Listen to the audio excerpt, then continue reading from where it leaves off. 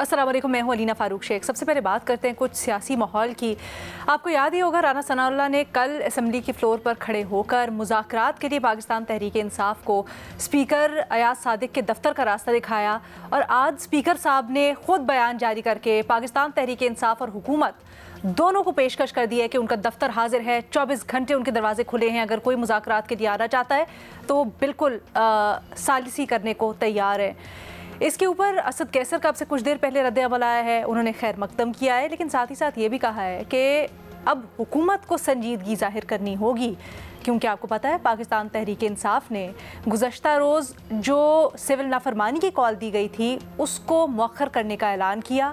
जब बानी से मुलाकात के बाद रहनुमा बाहर आए, इमरान खान साहब की बहन बाहर आई, तो उन्होंने ऐलान किया कि खान साहब ने कहा है कि अभी रुक जाएं, सिविल लाफरमानी की बाद में देखेंगे, अगर कॉल देने की ज़रूरत पड़ी तो अभी मुज़ाकरात की तरफ इसको एक मौका और देना चाहिए। लेकिन ये जो हो रहा है उसमें अभी भी बहुत सारे सवालिया निशान एंड इफ्स एंड बट्स हैं कि क्या ये वाकई में मटीरियलाइज़ हो सकेगा, क्योंकि दोनों तरफ से बड़े तुंदो तेज़ जुमले, बयानात और तलखियाँ दिलों में बहुत है। तो ज़रा अपने तज्ज़ियाकारों से पूछते हैं कि एक न्यूट्रल वेन्यू यानी स्पीकर साहब ने जो ऑफ़र किया है, इसके बाद क्या कोई उम्मीद जागी है? क्या ये जो मुज़ाकरात में जमूद था ये टूटेगा? हमें ज्वाइन करें इस डिस्कशन के लिए सुहेल वड़ायत साहब, सलीम साफ़ी साहब, शहजाद इकबाल साहब और उमर चीमा साहब भी हमारे साथ मौजूद हैं। शहजाद, आप कहिएगा, स्पीकर साहब का ये ऑफ़र करना और उसके बाद जिस तरह से गुफ्तगू हुई, ख़ासकर तहरीक इंसाफ ने जो 2 कदम और पीछे हटी है, सिविल लाफरमानी की कॉल भी मौखर कर दी है, इससे कितना फ़र्क पड़ सकता है आपके ख्याल में? बहुत शुक्रिया अलीना। पिछले हफ्ते मैंने ये कहा था कि जो भी फरीक इस वक्त है, चाहे वो सियासी हो गैर सियासी हो, उनमें अब एक ख्वाहिश तो नजर आ रही है बातचीत के हवाले से। और तहरीक इंसाफ जब 24 नवंबर को एहतजाज पर निकली थी तो उनके 3 मुतालबात थे, जिसमें असीरान की रिहाई, 26वीं तरमीम के हवाले से वो कहते हैं कि उसको रिवर्स करें और मैंडेट वापस करें। तो अब अगर आप देखें, जब उन्होंने एक कमेटी बनाई उसके बाद जो उन्होंने मुतालबात रखे हैं सामने, जिसमें कुछ लोग कह रहे थे कि ये मुतालबात हैं, कुछ लोग कह रहे थे ये प्री कंडीशंस हैं, उनमें क्या बात है? उनमें से मेजर जो चीज़ थी कि मैंडेट की वापसी, उससे वो पीछे हट गए। फिर उन्होंने जो एक धमकी दी हुई थी कि अगर 14 तारीख तक हमारे मुतालबात नहीं माने गए, मुज़ाकरात नहीं शुरू किए गए तो हम सिविल लाफरमानी की तहरीक चलाएंगे। अब उस हवाले से भी हमें ये पता है कि जो लीडरशिप बाहर थी वो पहले ही ये सजेस्ट कर रही थी कि हम इमरान खान से मुलाकात करके उनको कहेंगे कि इसको मौखर कर रहे हैं। खैर वो मुलाकात तो हुई नहीं। इमरान खान ने कल जब साथियों से बात की तो उन्होंने खुद ही उसको डिले कर दिया और उन्होंने कहा कि पार्टी मुझे ये एडवाइस कर रही है, और बिल्कुल पार्टी की राय रही थी कि अभी हमें इस किस्म की कॉल नहीं देनी चाहिए।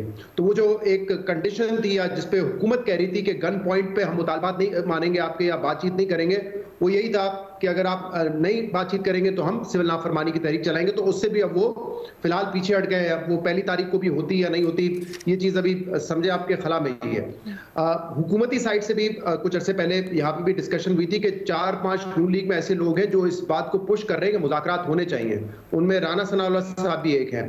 और आपने सुना है कि कल भी राना सनाउल्लाह साहब ने जब बात की तो उन्होंने कहा है कि बातचीत हो सकती है। कल पहले तो हमने देखा कुछ तलखी हुई, लेकिन बाद में मसाइलत पर भी बातचीत हुई है।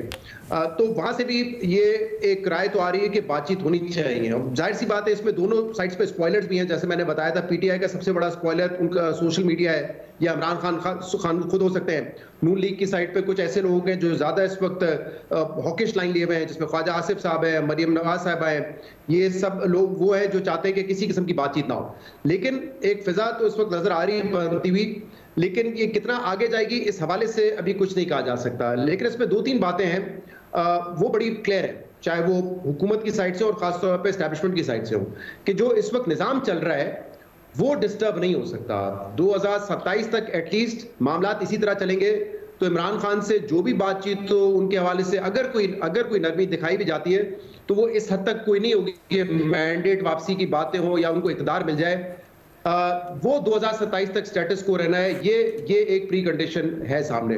और मेरे ख्याल से इसी वजह से अब इमरान खान जो वक्ती तौर पे पीछे हटे कि मैंडेट के हवाले से हम बात नहीं करेंगे, आगे जाके क्या होता है, उनके लिए कोई आसानियां पैदा होती हैं, वो किस किस्म की सियासत करते हैं, मेरे ख्याल से this is yet to be seen. लेकिन फिलहाल इसमें तो कोई चेंज नहीं आएगा कि 2027 तक ये सेटअप जो है वो तब्दील हो।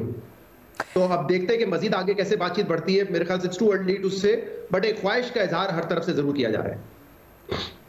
सोहेल वड़ैच साहब, आपकी क्या इसके ऊपर राय है? क्या आप समझते हैं कि या क्या आपको भी हैरानगी हुई जब कल सिविल नाफरमानी की कॉल वापस ली गई? क्योंकि कल हम मुज़ाकरात के ऊपर बात कर रहे थे, लेकिन एक बिल्कुल मुख्तलिफ कॉन्टेक्स्ट में आपने तज्जिया भी किया इसका।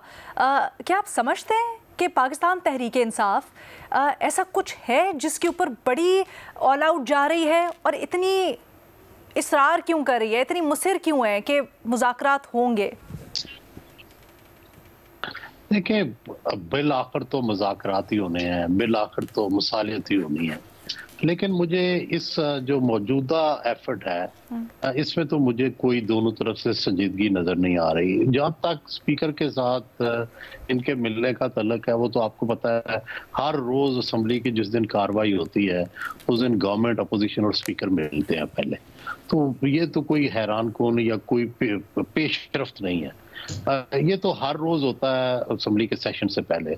और मैं तो जब 8 फरवरी के बाद से मुसलसल ये कह रहा हूँ कि यही रास्ता है कि आराम से आप रोज जहाँ बैठते हैं वहीं बैठ के मामला चल कर दें। स्पीकर अयाज सादिक भी काफी काबिल एतमाद है, अच्छी रेपुटेशन है, सॉफ्ट स्पोकन है, तो he can be of little help, लेकिन ऑफ ग्रेट हेल्प। लेकिन मुझे ये नहीं लगता कि इस वक्त ना मुक्तदरा मुझे लगती है कि कोई मुज़ाकरात के मूड में है, ना इस वक्त पीटीआई की कोई बारगेनिंग पोजीशन है, और ना इस वक्त जो नून लीगी हुकूमत है वो कोई भी अपनी स्पेस पीटीआई को देने को तैयार है। ये तीनों चूंकि अपनी अपनी जगह तीनों की मैंने बता दी, तो इसलिए मुझे अब फिलहाल इसमें मुज़ाकरात की गुंजाइश नज़र नहीं आती। हालांकि मेरे जैसा जो आजिज़ सहाफ़ी जो अच्छी जमहूरियत का ख्वाहिशमंद है, उसकी राय में तो हर वक्त मुज़ाकरात और एक दूसरे की स्पेस अगर कोई ले भी ले तो दे देनी चाहिए। लेकिन मुझे मौजूदा रवैयों में कोई गुंजाइश नज़र नहीं आती कि इस वक्त मुज़ाकरात हों। ये सिर्फ लोगों को दिखाने के लिए है। पीटीआई अलबत्ता ये चाहती है कि उसको कोई रिलीफ मिले, लेकिन जो रिलीफ मिलेगा वो किसकी कास्ट पे मिलेगा? या मुक्तदरा की कास्ट पे मिलेगा या हुकूमत की कास्ट पे मिलेगा? तो वो उन्हें क्यों रिलीफ देंगे? तो मेरी लॉजिक ये कहती है और हालात ये कहते हैं कि मुझे फिलहाल ना एस्टेब्लिशमेंट ना नून की तरफ से कोई झुकाव नजर नहीं आता कि कोई उनकी बात मानेंगे। और दूसरी तरफ पीटीआई भी कोई बड़ा सरेंडर करने को तैयार नहीं कि वो ये मान ले कि ये सेटअप जो है इसको मैं हर सूरत मानूंगा और 27 तक हम चलने देंगे और मैं खामोश बैठा रहूंगा और मुल्क में सियासी इस्तेकाम आ जाएगा। ये शायद शराइत होंगी इस्टेब्लिशमेंट की कि वो ये करने को तैयार हों, चुप करके बैठ जाएं, तो शायद जो है कोई उनका रिलीज का और असीरों की रिहाई का रास्ता निकल आए। वगरना सब अपनी अपनी बात पे अड़े रहेंगे, जिद पे। और माशाल्लाह जिस तरह इंतहाई खूबसूरती से सारे लड़के पाकिस्तान को अच्छे रंग पेंट कर रहे हैं, ये करते रहे। उमर जी, साहब आपका क्या ख्याल है इसके बारे में? क्या आपको लगता है कि ये जो नून लीग और ख़ासकर राना सनाउल्लाह साहब ने भी कल बाकायदा कहा खड़े होकर कि अगर करना चाहते हैं संजीदा तौर पर मुज़ाकरात तो आएँ, बैठें, ये ऐसे ही बयान है, इसमें कोई इंटेंट नहीं है? नहीं अलीना, एक तो ये है कि हमें अच्छी उम्मीद रखनी चाहिए, और राना सनाउल्लाह ने भी जो बात की या जो अयाज सादिक साहब ने बात की, पाकिस्तान में तो हमेशा जगह का मसला रहा है, तो उन्होंने तो वो भी हल कर दिया। उन्होंने कहा कि मेरा दफ्तर भी अवेलेबल है, मेरा घर भी अवेलेबल है, कि आप जिधर चाहें आप मुज़ाकरात करें। लेकिन मसला ये है कि बाद में जो एक विल की बात है ना, कि इसमें कौन मुज़ाकरात कौन करना चाहता है, मैं कल की तफसील में नहीं जाना चाहता, कल हमने काफी इस इशू पर बात की है, लेकिन असल चीज ये मैटर कर रही है कि इमरान खान ये चाहेंगे या नहीं चाहेंगे, और वो कब तक चाहेंगे, और जो इमरान खान के मुतालबे हैं क्या हुकूमत उनको पूरा करने को तैयार है? ऐसा मुमकिन नहीं है। लेकिन मुझे लगता है कि, या मैं समझता हूं कि इन मुज़ाकरात को एक अपॉर्चुनिटी के तौर पे इस्तेमाल करना चाहिए, और ये मुज़ाकरात जो हैं ये सिर्फ नून लीग और पीटीआई के दरमियान नहीं होने चाहिए। ये जो तमाम पॉलिटिकल फोर्सेस हैं उनको इकट्ठा मिल बैठने चाहिए, हुकूमत को इस मामले में इनिशिएटिव लेना चाहिए, सबको मिलाएं, और उससे एक तरह से पीटीआई पर भी प्रेशर आएगा कि जब बाकी जमातें इवन जो इस टाइम हुकूमत का हिस्सा नहीं है उनको साथ मिलाते हैं तो कोई एक नए पॉलिटिकल चार्टर की बात करें। जब बाकी लोग उस पर तैयार होंगे ना तो पीटीआई के लिए फिर उनके लिए एक ऑकवर्ड सिचुएशन होगी कि अगर वो अपने आप को उनको लगेगा कि शायद मुज़ाकरात में सिर्फ वीटो पावर हमारे पास थी और ये जो इतने लोग ले आए अब क्या होगा। ऐसे ही है जैसे आईनी तरमीम है तो उसमें पीटीआई इन्वॉल्व हुई ना, वो कामयाब हुए या ना हुए, लेकिन इंगेजमेंट तो उसमें आई। तो इसमें अगर ये नून लीग और पीटीआई तक ये बात रही तो फिर तो मुझे नहीं लगता कि आगे बढ़ेंगे। लेकिन अगर इसका दायरा तमाम पॉलिटिकल फोर्सेस तक बढ़ा दिया जाए और इसकी बड़ी जरूरत भी है, कोई एक चार्टर पे एग्री करने की जरूरत है, चार्टर ऑफ डेमोक्रेसी कह लें, उसको रिवाइव करने की जरूरत है या उसको रिवाइव करने की जरूरत है कि उसकी किसी तरह से तजदीद हो सके और बात आगे बढ़ सके। अदरवाइज हम सिर्फ बातें करते रहेंगे, ओवरऑल सियासत जो है वो एक कमजोर हो रही है दिन ब दिन, उसकी कोई इज्जत में इजाफा नहीं हो रहा। हम बातें करते रहते हैं जी हाइब्रिड रजीम जो है वो अब एक नॉर्मल एक हमारी डिस्कशन का हिस्सा बन गया। हमने उसको ज़हनी तौर पे जो है एक एक्सेप्ट कर लिया। उससे निकलने के लिए पॉलिटिकल फोर्सेस को इनिशिएटिव लेना पड़ेगा। अगर वो सिर्फ बातें करते रहेंगे ना तो उससे मामला आगे नहीं बढ़ेंगे। जो डेमोक्रेसी में सबसे बड़ी स्टेक होल्डर जो हैं वो खुद पॉलिटिकल फोर्सेस हैं, तो सबको मिलाएं, यानी कि ये सिर्फ दो पार्टियों तक महदूद ना हो, बाकी तमाम पार्टीज को इसको एक ऑल पार्टीज कॉन्फ्रेंस टाइप या उस तरफ और 3-4 चीजें जिन पर वो बात करना चाहते हैं, यानी कि अपना जो एजेंडा है उसको स्पेसिफाई करें और उस पर आगे बात को लेकर चलें। अच्छा, 2 छोटे सवाल। एक तो आपको क्या ये जो इंटेंट अभी भी नहीं नज़र आती इमरान खान की? कल जो सिविल नाफरमानी की कॉल से भी उन्होंने 2 कदम पीछे लिए हैं, मौखर कर दिया इसको, अभी भी आपको लगता है संजीदा नहीं है? नहीं अलीना, संजीदगी की बात यह है ना कि वो उन्होंने मौखर कर दिया। एक तो यह है कि उन्हें पार्टी के अंदर से भी काफी ज्यादा अपोजिशन आ रही थी, मुखालफत थी पार्टी के अंदर से भी कि इसका सिविल नाफरमानी तहरीक कामयाब नहीं होगी। दूसरा, जो उनके इत्तेहादी थे महमूद खान अजगज़ई साहब, उन्होंने भी एक पब्लिकली बात कर दी, नहीं कि उन्होंने सिर्फ इमरान खान को पैगाम नहीं पहुंचाया कि कोई किसी के जरिए, अलीमीन गंडापुर के जरिए या किसी और के जरिए, उन्होंने इस बात को पब्लिकली कर दिया कि इमरान खान को मुज़ाकरात को चांस देना चाहिए। अच्छा चलें, इस हद तक वो मान गए इमरान खान को भी। और दूसरी तरफ को ऐसी बात तो नहीं थी कि कोई आगे सिविल नाफरमानी कामयाब होने जा रही थी तो उन्होंने कोई सरेंडर कर दिया, ऐसी नहीं है। लेकिन अब अगला सवाल यह है कि किन इश्यूज पर मुज़ाकरात होने हैं। क्या इस पे दोनों साइड का एग्रीमेंट होता है कि जिसमें कोई हमें संजीदगी नजर आए कि वाकई वो चाह रहे हैं कि ये मसला हल हो जाए? वो जो इश्यूज हैं उधर आके फिर प्रॉब्लम आएगा। अच्छा, ये बताएं, आपने कहा कि पॉलिटिकल फोर्सेस को बैठकर करनी चाहिए उसूलन और आइडियली तो तरीका यही है, लेकिन इस्टेब्लिशमेंट एक बहुत बड़ा फरीक है, कौन इससे इनकार कर सकता है? यहाँ तक कि कल राना सनाउल्लाह साहब मालिक साहब से बात कर रहे थे, उन्हें ये इतराफ़ करना पड़ गया है, कहना पड़ गया है कि जी इस्टेब्लिशमेंट को भी हुकूमत ऑन बोर्ड लेगी। तो क्या समझते हैं, सिर्फ पॉलिटिकल फोर्सेस ही, या फिर अगर कुछ किसी कंक्लूजन की तरफ बढ़ना है तो फिर इस्टेब्लिशमेंट को भी ऑन बोर्ड लेना पड़ेगा, और कैसे? अलीना, एक तो मैं जो उनका मैंने टीवी पर नहीं देखा लेकिन अखबार में मैं जो आज राना सनाउल्लाह साहब का बयान पढ़ा उसमें यह था कि प्रॉब्लम एस्टेब्लिशमेंट की तरफ से नहीं आ रहा, मुज़ाकरात में हायल अभी एस्टेब्लिशमेंट नहीं है, वो इमरान खान है। एक हवाले से उन्होंने ये बात की। दूसरा ये है कि अगर पॉलिटिकल स्टेबिलिटी आती है तो ये तो इस टाइम एस्टेब्लिशमेंट भी चाहेगी, क्योंकि ओवरऑल उनका जो ज्यादा कंसर्न है, स्टेक्स हैं, वो इकोनॉमी के हवाले से हैं। तो अगर पॉलिटिकल स्टेबिलिटी नहीं आती, ओवरऑल वो सफर कर रहे हैं। ये ऐसा नहीं है कि वो एक कोई उनको को फील नहीं हो रहा, जो पीटीआई कर रही है उससे उनको कोई परवाह नहीं है, वो मुतासर नहीं हो रहे, वो खुद मुतासर हो रहे हैं, ठीक है। लेकिन मसला ये तो नहीं है कि वो दूसरा उनके ऑप्शन सरेंडर की तरफ तो नहीं वो जा रहे, लेकिन ये है कि वो भी इस टाइम हालत लड़ाई में है। तो अगर पार्टीज जो इस टाइम हुकूमत है वो तो एस्टेब्लिशमेंट के साथ ऑन बोर्ड है, अगर पीटीआई जो कि अपोजिशन में है वो हुकूमत के साथ आ जाती है तो आई डोंट थिंक कि इसमें एस्टेब्लिशमेंट को कोई मसला होगा। This is interesting. Salim Safi sahab, क्या आप भी ऐसे ही समझते हैं कि पाकिस्तान तहरीक इंसाफ ही रुकावट है जो मुज़ाकरात की सारी बातें चल रही हैं इसके अंदर? और खान साहब ने कुछ अपोजिशन के लीडरान से ख्वाहिश का इजहार भी किया था मुलाकात का, सर उसकी क्या लॉजिक हो सकती है?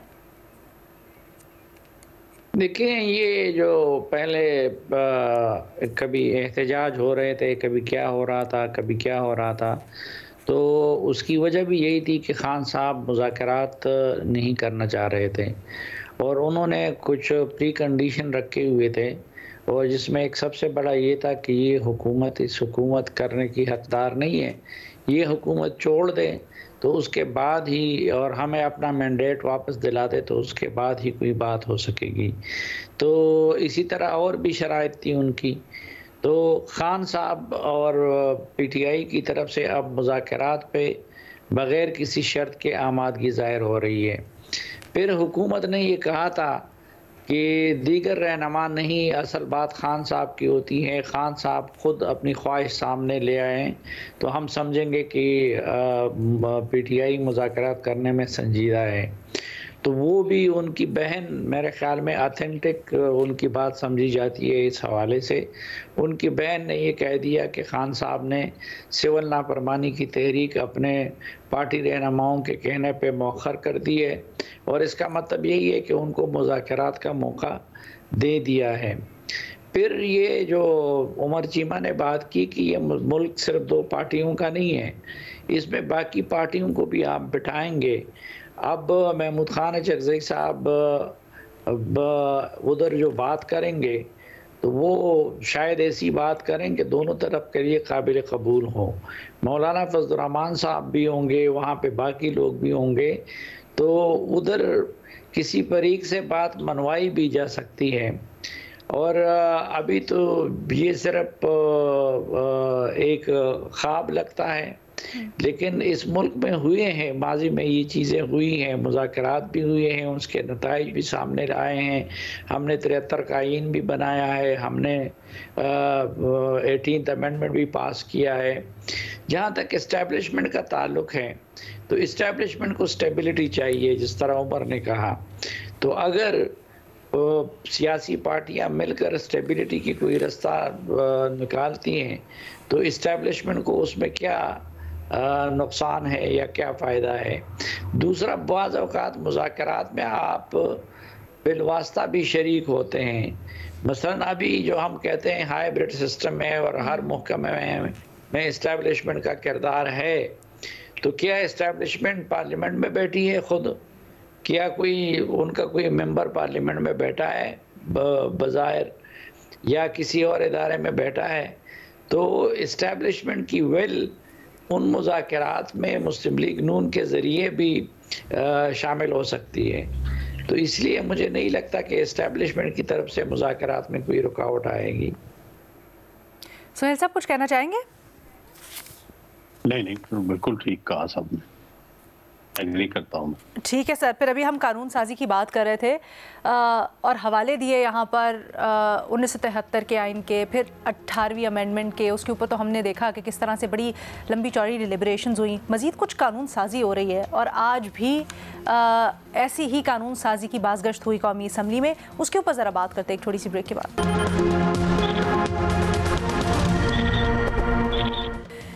वेलकम बैक जी। हुकूमत पाकिस्तान को डिजिटल नेशन बनाना चाहती है और इसी उन्वान से उन्होंने एक बिल असम्बली में पेश किया है जिसके तहत 2 बॉडीज़ इस्टेब्लिश की जाएंगी, एक नेशनल डिजिटल कमीशन और एक पाकिस्तान डिजिटल अथॉरिटी। इनका बुनियादी मकसद ये होगा कि पाकिस्तान में हर एक की एक डिजिटल शनाख्त कायम की जाए और जितना भी डेटा है उसका रिस्पॉन्सिबल यानी ज़िम्मेदाराना इस्तेमाल और साथ ही साथ निगरानी ओवरसाइट रखी जाए, सेंट्रलाइज किया जा सके जो सारा डेटा इंफॉर्मेशन सिस्टम है इसको। अब इसके ऊपर तनकीद भी हो रही है 2 मुख्तलिफ पैराओं में। एक तो जो जेनेरिक तनकीद है वो ये कहा जा रहा है कि हुकूमत जब भी कानून साजी करती है तो बड़ी उजलत में करती है, बड़ी जल्दी करती है और किसी की मुशावरत स्टेक होल्डर से उसके ऊपर इनपुट नहीं लेती। दूसरी जो तनकीद हो रही है वो ये है कि डिजिटल नेशन बनाने का ख्वाब तो रखती है हुकूमत, लेकिन पाकिस्तान में इंटरनेट सारिफीन को शदीद मुश्किलात हैं, चाहे वो इंटरनेट की स्पीड हो या फिर जो एक्सेस करने का मामला है मुख्तलिफ सोशल मीडिया एप्लीकेशंस या साइट्स वो हो। इसके ऊपर क्लैरिटी हुकूमत की तरफ से नहीं आ रही बल्कि पाबंदियाँ ही लग रही हैं। आज असम्बली में भी यही हुआ। इसको क्वेश्चन आंसर आवर में शदीद तनकीद का निशाना बनाया गया पीपल्स पार्टी की जानिब से और वहाँ पर जो शज़ा फातिमा हैं हमारी मिनिस्टर फॉर IT वो मौजूद थी। उन्होंने इन सारे सवालात का जवाब भी दिया, इस तनकीद का जवाब भी दिया। उन्होंने क्या कहा ज़रा उन्हीं की ज़बानी सुनिए पहले। ये जो पर्टिकुलर केस है is a directive of ministry of interior to PTA और ये जो भी उनके कंसर्न्स उन्होंने उसके अंदर रेज किए हैं, उसके बिहाफ पे पीटीए ने एक्स को बैन किया है। एक्स की यूजेज 2% से भी कम लोग करते हैं पाकिस्तान के अंदर, और अगर तो इसको बंद करने का मकसद आज़ादी राय के ऊपर अटैक करना होता तो आज एक्स ना बंद होता, शायद टिकटॉक और फेसबुक बंद होते। हमें शौक नहीं है कि इंटरनेट बंद हो, ना हमें उससे कोई फ़ायदा होता है ना खुशी मिलती है, ना मेरे पास कोई बटन है जिससे मैं इंटरनेट बंद करती हूँ। सर, नेशनल सिक्योरिटी से आगे तो कोई चीज़ नहीं है। And with the transition of paradigms, whether it's economic paradigm और सिक्योरिटी पैराडाइम, जैसे जैसे ये सिक्योरिटी पैराडाइम टेक्नोलॉजी की तरफ शिफ्ट होगा, हमें साइबर सिक्योरिटी बेहतर करनी है सर इस मुल्क की। यूज़र एक्सपीरियंस में हम डिनाई नहीं करते कि there have been challenges in the last couple of months. पिछले साल से अब तक पाकिस्तान की एवरेज इंटरनेट स्पीड के अंदर 28% की बेहतरी आई है, और उससे जो यूज़र्स हैं सर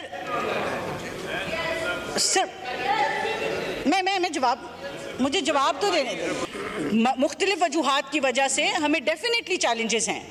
कहीं पे इंटरनेट की कंजेशन है, कहीं पे स्पेक्ट्रम अवेलेबिलिटी की चैलेंजेस हैं, हमारे मुल्क के अंदर फाइबराइजेशन 2% से कम है। सिक्योरिटी के लिए भी जब जब इंटरनेट बंद किया गया, फिक्स लाइन नहीं बंद हुई। शहजाद, क्या राय है आपकी, और अगर किसी एक्सपर्ट से आपकी बात हुई हो, क्योंकि ज़रा टेक्निकल मामला है, तो वो इसके ऊपर क्या कहते हैं? क्या ये ओवरसाइट ज़रूरी है आगे बढ़ने के लिए? अलीना, देखें, पहले तो मिनिस्टर साहिबा ने आज भी गुफ्तगू की। अब ऐसे शख्स पे या जो उस ओहदे पे बैठा हो, उस पर यकीन करना, ट्रस्ट करना बड़ा मुश्किल हो जाता है जब पिछले इतने टाइम से आप तो मानने से ही इनकार कर रहे थे कि ये कोई प्रॉब्लम है। अभी 2 हफ्ते पहले की बात है, और हमने इस पर प्रोग्राम भी किया था IT इंडस्ट्री के मुख्तलिफ लोगों को लेकर। उस दिन इंटरनेट पूरे मुल्क में डाउन था, और ये मैं बात कर रहा हूँ पोस्ट 26 नवंबर का साया वाकया हो चुका था, और जियो न्यूज़ पे शिजा फातिमा साहिबा का मौक़िफ़ लिया गया। उन्होंने कहा मेरा इंटरनेट तो बिल्कुल ठीक चल रहा है, और सब सारे सोशल मीडिया ऐप्स भी ठीक चल रहे हैं। जबकि हर बच्चे को पता था, क्योंकि किसी के पास iPad है, किसी के पास फोन है, उसको पता था कि ये सर्विसेज नहीं चल रही हैं, और बड़ा मुश्किल हो रही थी व्हाट्सएप मैसेजेस या फिर कोई पिक्चर भेजने पे या कोई वीडियो शेयर करने में। लेकिन वो आके ब्लेटेंटली कह दिया जाता है कि कोई मसला नहीं है। फिर आपको ट्विटर के हवाले से पता है कि इस हुकूमत ने आते साथ अताउल्लाह तारा साहब, दीगर लोगों ने कहा नहीं बिल्कुल चल रहा है, कोई मसला ही नहीं है, हमने तो पाबंदी नहीं लगाई।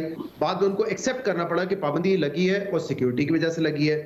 और इसी तरीके से आज इन्होंने थोड़ा बहुत जो एक्सप्लेन किया या एडमिट किया है, ये इसी तरीके से पार्लियामेंट्री सेक्रेटरी ने 2 दिन पहले किया था। उन्होंने कहा कि बिल्कुल डिस्ट्रप्शंस हैं, इंटरनेट की स्पीड स्लो हुई है, हम सोशल मीडिया को मॉनिटर करना चाहते हैं, लेकिन सिक्योरिटी रीजंस की वजह से करना चाहते हैं। तो एटलीस्ट अब ये एडमिट कर रहे हैं कि इंटरनेट स्पीड जो स्लो हुई है वो हुकूमती इकदामात की वजह से हो रही है। वो कोई पैराडाइम शिफ्ट लाना चाहते हैं इस सिक्योरिटी में, या जो भी करना चाहते हैं, या वो उस वजह से ये हुआ है। जो ये वाली बात है कंजेशन और स्पेक्ट्रम, ये मैंने IT एक्सपर्ट से पूछा है, उन्होंने तो इस बात की तस्दीक नहीं की है कि हमारे यहाँ क्योंकि स्पेक्ट्रम लिमिटेड है या कंजेशन का मामला होता है, ये सडनली कैसे कंजेशन आ जाती है। हमारे पास तो वो दिन भी है, मिसाल के तौर पे इलेक्शन के दिन पे आप डेटा बंद कर दें, वो कंजेशन की वजह से नहीं था, वो आपका इकदाम था। आप 5G भी लेकर आ जाएंगे, लेकिन अगर आप बंद करेंगे जिस दिन, तो 5G ने भी नहीं चलना है। इसी तरीके से जो एहतजाज वाला टाइम था, उस दिन भी यही था कि आपने बंद किया हुआ था मोबाइल डेटा, तो उसमें आप 5G ले आए, 7G ले आए, वो नहीं चलना है। तो ये ऑब्वियसली हुकूमती इकदामात है जिसकी वजह से ये इंटरनेट स्लो है, और उन्होंने आज कम से कम एटलीस्ट कुछ हद तक इस पे इसको एडमिट भी किया है। दूसरा, ये जो एक्स की बात की जाती है, अगर पाकिस्तान में यूजर्स जो हैं वो 2% से कम है, तो फिर आपने क्यों बैन किया हुआ है? और बैन के बावजूद क्यों हुकूमत और सारे आपके काबीना के अरकान, आपके MNAs, MPs, आपके वजीर आजम इसको इस्तेमाल करते हैं? अगर सिर्फ 2% इस्तेमाल करते हैं तो आप इस पर क्यों हैं? फिर वजीर आजम को तो रोज टिकटॉक पे होना चाहिए, उनको इंस्टाग्राम पे होना चाहिए, फेसबुक पे होना चाहिए कि उसका इस्तेमाल ज्यादा है। तो फिर आपने एक्स पे क्यों पाबंदी लगाई हुई है, और एक्स पे क्यों वो पोस्ट कर रहे होते हैं? या फिर अगर ट्रंप को मुबारकबाद देनी है तो एक्स पे क्यों करते हैं आप टिकटॉक के जरिए करें। वो इसलिए करते हैं कि बेशक दुनिया भर में एक्स जो है वो न्यूज फीड के तौर पे इस्तेमाल किया जाता है, जहां पे आप करंट अफेयर्स, पॉलिटिकल डिस्कशन ये करते हैं, इंस्टाग्राम वगैरह पे नहीं करते। और ये 2% वो हैं जो आपके अरबाब इख्तियार हैं, जो आपके एलीट हैं या जो फैसला साजी पावर कॉरिडोर्स में लोग होते हैं, ये वो इस्तेमाल करते हैं। और क्योंकि वो इस्तेमाल करते हैं तो हुकूमत चाहती है कि वहां पे रीच और डिस्कशन कम से कम हो, इसलिए उस पर जो है उन्होंने पाबंदी लगा के रखी हुई है। वरना ये लॉजिक मेरी समझ में नहीं आती। ये तो आप खुद कह रहे हैं कि 2% है तो आजाद छोड़ दें, कोई फर्क नहीं पड़ता, हर किसी को आने दे उस पर। जो बड़े प्लेटफॉर्म है उस पर आप पाबंदी लगाएं, तो ये तो मेरे ख्याल से इसकी लॉजिक नहीं है। बाकी जो कानून साजी है उस पर हमेशा एक मसला इंटेंट का रहता है कि आपकी नीयत क्या है। आप वाकई फेक न्यूज को रोकना चाहते हैं, बड़ी अच्छी बात है, लेकिन हमने ये देखा है कि फेक न्यूज को रोकने के अलावा जो पॉलिटिकल आपके ओपोनेंट्स हैं उनके खिलाफ वो कानून इस्तेमाल होते हैं, और ये हमने माजी में भी देखा है। अभी मतीउल्लाह जहान साहब की मैंने आपको पहले एग्जांपल दी थी। अगर उनके ऊपर कोई एलिगेशन है कि उन्होंने खबर गलत दी है या कोई गलत उन्होंने वीडियो बनाई है, तो आप उस हवाले से एक्शन लेते, लेकिन नहीं, एफआईआर में आपने आइस का मुकदमा भी डाल दिया, आपने 10 चीजें और डाल दी। आखिर में क्या होता है, सुबह की हुकूमत की होती है। और जितनी भी पनिशमेंट्स की तरफ हम जाते हैं, हम कभी सिविल पनिशमेंट की बात नहीं करते। 5 साल जेल में डाल दो, 10 साल जेल में डाल दो, नॉन बेलेबल ऑफेंस बना दो। दुनिया भर में इस वक्त बड़ा इशू है कि सोशल मीडिया को रेगुलेट कैसे करें ताकि आजादी इज़हार राय के ऊपर कदगन भी ना लगे और आप उसको रेगुलेट भी करें। लेकिन कहीं ये डिस्कशन में नहीं आता कि आप क्रिमिनल पनिशमेंट डाल दें, उसके ऊपर 5 साल की सजा, 10 साल की सजा। इसको आप सिविल पनिशमेंट के जरिए रेगुलेट करने की कोशिश करते हैं, उसमें भी चैलेंजेस आ रहे हैं। लेकिन हमारे यहाँ मेरे ख्याल से क्योंकि ये माहौल बन जाता है कि आपने बातचीत को रोकना है, आपने क्रिटिसिज्म को रोकना है, हुकूमत के ऊपर जो भी क्रिटिसिज्म हो रही होती है उसको आप लिमिट करना चाहते हैं, इसलिए आप ये इकदाम ले रहे होते हैं, उसका एंड नतीजा मजबूत साबित नहीं होता। उमर चीमे साहब, आपकी इसके ऊपर क्या राय है? अलीना, मैं इस चीज को टेक्निकली एक्सप्लेन नहीं कर सकता, लेकिन मेरी जो लोगों से बात हुई है वो ये है, जो मैं उसका मतलब समझा ना, वो ये बेसिकली ये हमारी सोशल मीडिया आइडेंटिटीज की बात नहीं हो रही, और ना ही वो इनके कंट्रोल में है। ये नहीं कर सकते कि एक बंदे को एक आइडेंटिटी दे दी है, वो ट्विटर पर भी वही होगा, फेसबुक पे होगा, ये तो इशू नहीं है। इसको ये उसके रिलेटेड नहीं है जो डिजिटल आइडेंटिटी की बात हो रही है। ये आप समझेंगे जैसे CNIC है हमारा, यानी कि हर चीज के लिए बजाय इसके कि अलग अलग हो, तो वो एक ही आपकी आइडेंटिटी ID नंबर या जो भी कार्ड होगा वो हर जगह पे पाकिस्तान में वो एक इस्तेमाल होगा। उस सिस्टम को वो सेंट्रलाइज कर रहे हैं, यानी कि पूरा डाटा को।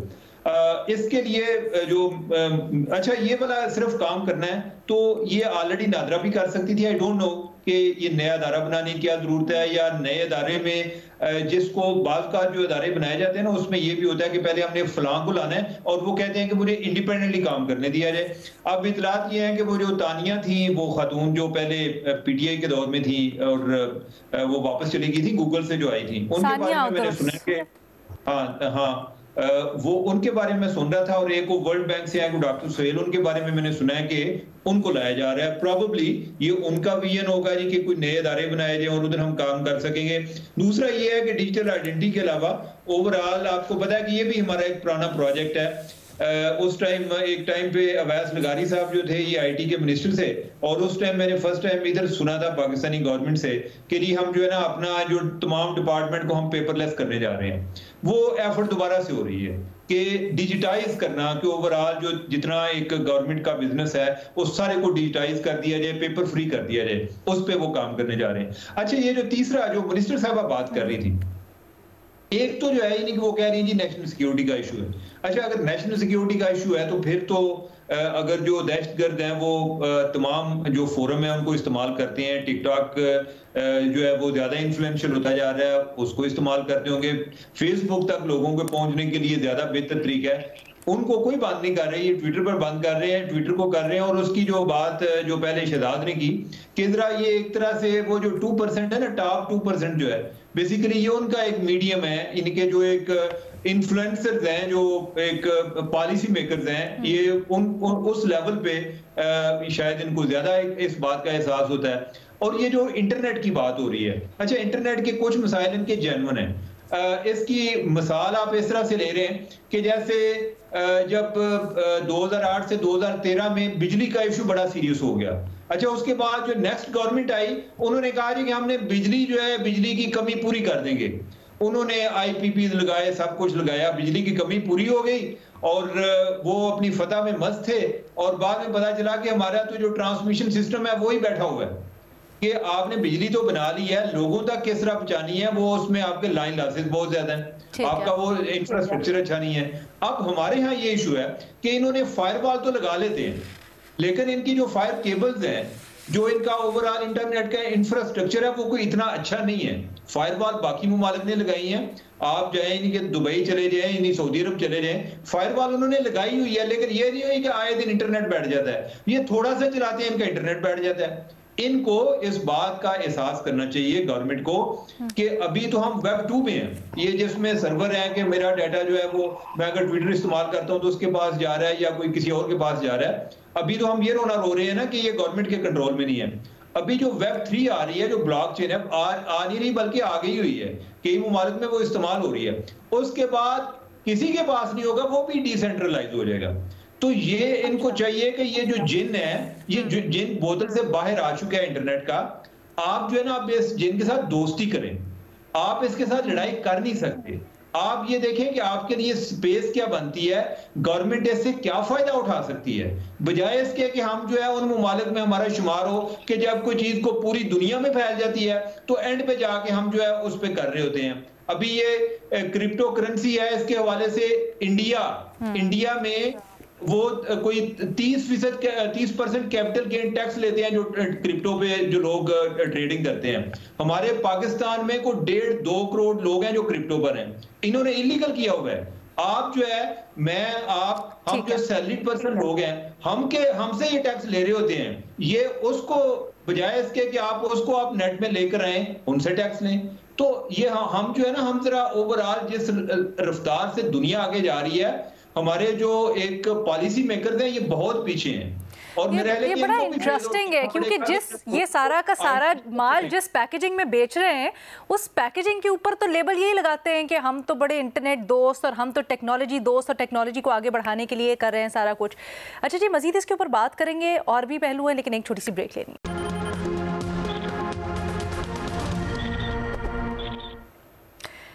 डिजिटल नेशन पाकिस्तान का बिल असेंबली में टेबल कर दिया गया है, जिसके तहत 3 जो की बॉडीज़ हैं वो इस्टेब्लिश की जाएंगी ओवरसाइट के लिए। ये निगरानी क्या है, जो मसाइल चल रहे हैं इसको हल कर पाएगी?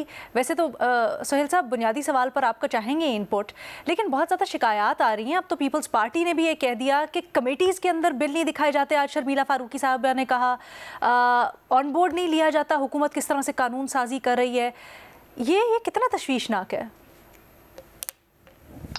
बहुत तशवीशनाक है। उसकी वजह यह है कि अब जो आज की दुनिया है वो डिजिटल दुनिया है और हम बहुत पीछे रह गए हैं। ये देखें फ़लस्तीन के अंदर जो कुछ हुआ है ना, और सीरिया के अंदर, अगर आप उसकी तह में जाएं तो ये आर्टिफिशियल इंटेलिजेंस जो है ये उसकी वार थी, और मुस्लिम दुनिया के पास आर्टिफिशियल इंटेलिजेंस है ही नहीं। तो उन्होंने आर्टिफिशियल इंटेलिजेंस के ज़रिए चुन चुन के लोगों को मार दिया। तो हम कम से कम अपने बच्चे को बचाने का ही कोई तरीका ढूंढ ले। तो इस वक्त डिजिटाइजेशन की, आर्टिफिशियल इंटेलिजेंस की और नॉलेज जो है उसको गेन करने की ज़रूरत है। इस वक्त तो एमरजेंसी डिक्लेयर हो चुकी है। देखिए शाम तक ये अगर शाम, इराक और ये सारे इलाके को देखें तो इनमें कॉमन क्या चीज़ है? नंबर 1 मुस्लिम्स, नंबर 2 ये सारे एंटी अमेरिका थे, और नंबर 3 सबके पास फौजें थी। और तो ये सारी चीज़ें हमारे पास भी हैं और हमें बढ़ के जो है एटम बम भी है। तो इसलिए पाकिस्तान इस वक्त एक बहुत बड़े चैलेंज से गुजर रहा है। तो सियासी हालात भी ठीक नहीं है, मजहबी तबकात भी आपस में गुत्थम गुत्था है, हुकूमत से गुत्थम गुत्था है, और ऊपर से ये एक इंटरनेशनल चैलेंज है। और ये चैलेंज तभी पूरा हो सकता है कि अगर वाकई हम डिजिटल नेशन बनाएं। ये हमें कुछ कदम फलांग के आगे जाना होगा।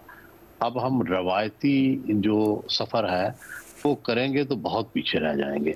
अब तो आपको स्टेप्स ऐसे लेने पड़ेंगे कि डायरेक्ट आप आर्टिफिशियल इंटेलिजेंस की दुनिया में जाएं और अपने यूथ को लेके जाएं। ये जो यूथ बल्ज है इसको आर्टिफिशियल इंटेलिजेंस की तरफ जो है वो राग़ब करें ताकि मुल्क जो है तरक्की करे। और दूसरा देखिए, गवर्नमेंट का काम है फैसिलिटेशन एंड रेगुलेशन। गवर्नमेंट हमारे यहाँ पता नहीं क्या क्या करती रहती है जिसका कोई तल्लक नहीं है। दुनिया में गवर्नमेंट्स बिजनेस को, टेक्नोलॉजी को 2 ही चीज़ों से चेक करती है, एक रेगुलेशन ताकि वो कुछ एक्सप्लॉइट ना कर सकें और उनको फैसिलिटेट करना। तो ये 2 काम होते हैं भाई, यही करने चाहिए। इससे ज्यादा आप अब ये जो पैमरा बनाया हुआ है, पैमरा बजाय इसके कि रोज फाइन करने के, रोज लेटर लिखने के, रोज मसाइल पैदा करने के, क्या करता है? इंडिपेंडेंट कमीशन होना चाहिए, इसके ऊपर एक इंडिपेंडेंट आदमी होना चाहिए जो रिटायर्ड जज हो, सिविलियन हो, बेशक साफी ना हो। साफी हम भी कहते हैं कि गैर जानबदार बंदा लगा दें, कोई लगा दें। तो इसी तरह आप जितने प्रेस लॉज देख लें, कोई खामखा से आप जो है इन्होंने रगेदा हुआ है।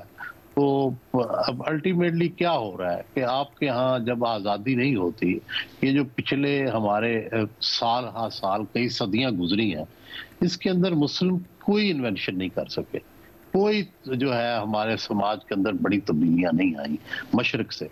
सारी जो तब्दीलियां आई हैं मगरब से आई हैं। और उसकी वजह क्या है? ये सब जो तब्दीलियां हैं उनके लिए आज़ादी की ज़रूरत होती है, फ़िक्र की आज़ादी की। वो यहाँ है नहीं। आप कोई नई चीज़ करें, नई चीज़ बोलें, नई चीज़ कह दें तो या उसको कत्ल कर दिया जाता है, या उसका मुआसरा कर लिया जाता है, या ताकतवर तबके उसको दबोच लेते हैं, या मकबूल पार्टियां जो है ये उसको गालियां देना शुरू कर देते हैं। तो इस तरह तो मुआशरे नहीं बनते। मुआशरे तो जो है इजराइल, वो लाहौर से भी छोटा है, ठीक है। और आप देखेंगे कि दुनिया की सबसे बड़ी इस वक्त जो इन्वेंशंस हैं और नए नए जो प्रोग्रामिंग है वो इजराइल कर रहा है। और सारी इस्लामी दुनिया सोई हुई है। सिर्फ इजराइल के अंदर जो तहकीकी किताबें छपती हैं वो कई गुना ज्यादा है सारी मुस्लिम दुनिया की। तो जब तक आप इस तरफ तवज्जो नहीं देंगे हम सब, तो ना डिजिटाइज होंगे, ना मॉडर्न होंगे, और ना हम महफूज होंगे। अच्छा, अब सोचने की बात यह है सलीम साफ़ी साहब कि हुकूमत एग्जैक्टली यही कहती है। आज भी आप शज़ा फातिमा का बयान सुन लेना, वो कहते हैं हम तो ये कदम या ये ओवरसाइट बनाए इसीलिए रहे हैं ताकि एक कंफर्टेबल और महफूज माहौल के अंदर लोग अपनी जो बिज़नेस है वो भी कर सकें, अपने जो राइट है वो भी एक्सरसाइज कर सकें। क्या आपको लगता है कि ज़्यादातर कानून साजी देखे हुकूमत ने बड़ी रेगुलेशंस और कह रही है कि हम स्ट्रीमलाइन कर रहे हैं चीज़ों को, क्या ये वक्त की ज़रूरत है? नहीं, देखिए, जिस तरह सुहेल उलाई साहब ने कहा कि पूरी उम्मत मुस्लिमा मिल के भी वो इजादात नहीं कर सकी इस मैदान में, टेक्नोलॉजी के मैदान में और आईटी के मैदान में, जो तनहा अमेरिका और उसके इजराइल जैसे इत्तेहादियों के पास है। फिर दूसरी बात, हमारी हुकूमत अगर चाहती है कि हम इस मैदान में तरक्की करें तो उसके लिए एक तो आज़ादी चाहिए कि इन चीज़ों को आप ज़्यादा से ज़्यादा आज़ादी दें और इन पर किसी किस्म की कदगने ना लगाएं, और फिर ये कि इसके ज़्यादा से ज़्यादा एक्सपर्ट्स को इनकरेज करें कि वो अपने एक्सपर्टीज़ को पाकिस्तान में इस्तेमाल कर सकें। लेकिन हमारे यहाँ पे ये जो कुछ भी किया जाता है, अभी तक सोशल मीडिया के फैलाव को हमने अपनी मर्ज़ी पे और मार्केट के उसूलों पे छोड़ दिया है। लेकिन जितनी कदगने और जितनी रुकावटें हैं वो हुकूमत की तरफ से डाली जा रही है। हुकूमत फैसिलिटेशन के नाम पे जो कानून साजी करती है वो असल में वो कदगने होती हैं और पाबंदियाँ होती हैं। और फिर दूसरी बात ये कि हमारे पास उतने रिसोर्सेज और इंफॉर्मेशन भी नहीं है। अब देखिए कि सोशल मीडिया को अगर आप देख लें तो फेसबुक ने मेरा अकाउंट बंद कर दिया, पाकिस्तान में उस पर कोई एतराज़ नहीं हुआ, और फेसबुक ने मेरा अकाउंट 1 साल से बंद किया हुआ है। हमने हर तरीके से उनकी मन्नतें कर दी। अच्छा, उनकी दलील क्या है? खुद फेसबुक वालों की दलील ये है कि जी इस पे तालिबान से मुतालिक खबरें दी गई है। ये नहीं कि तालिबान की तारीफ की गई है या उनको जस्टिफाई करार दिया गया है या उनकी वो, बल्कि वो मेरे ट्विटर पर जो खबरें छपती थी वो मेरा कोऑर्डिनेटर उधर जाके वहाँ पर लगाता था। अब 1 साल के मिन्नत तरले के बावजूद हम उनसे अपना वो फेसबुक अकाउंट नहीं खुलवा सके। तो वो खुद अब ये इदारे आलमी सतह पे अपने अपने मकासद के लिए भी इस्तेमाल होने लगे हैं। जिस तरह अभी ट्विटर ने वहाँ के सदारती इलेक्शन में एक किरदार अदा कर दिया।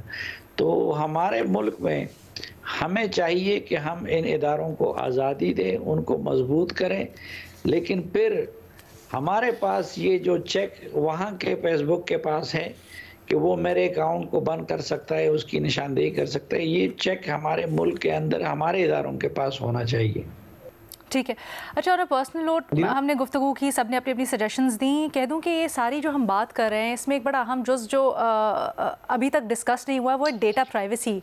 एक बहुत बड़ा मामला है ये, जो डेटा सारा का सारा हुकूमत कलेक्ट करेगी, क्या श्योरिटी है कि सेफ़ हो। और इस सब का हल यही है कि हुकूमत ट्रांसपेरेंसी इंश्योर करे। जब इस तरह की कानून साजी होती है तो उसके ऊपर डिलिब्रेशन करे, जितने भी स्टेक होल्डर्स हैं उनके साथ बैठ कर एक अगर इस्लाही मकसद है तो फिर एक अच्छी कानून साजी सामने लेके आए ताकि उससे बेहतरी भी आ सके। जी, आने वाले दिनों में देखते हैं इसके ऊपर मज़ीद क्या एक्शन होता है, क्या कुछ अमेंडमेंट्स की जाती हैं इसके अंदर या नहीं की जाती हैं। Will keep you updated on that as well. अभी इतना ही, अल्लाह हाफ़िज़।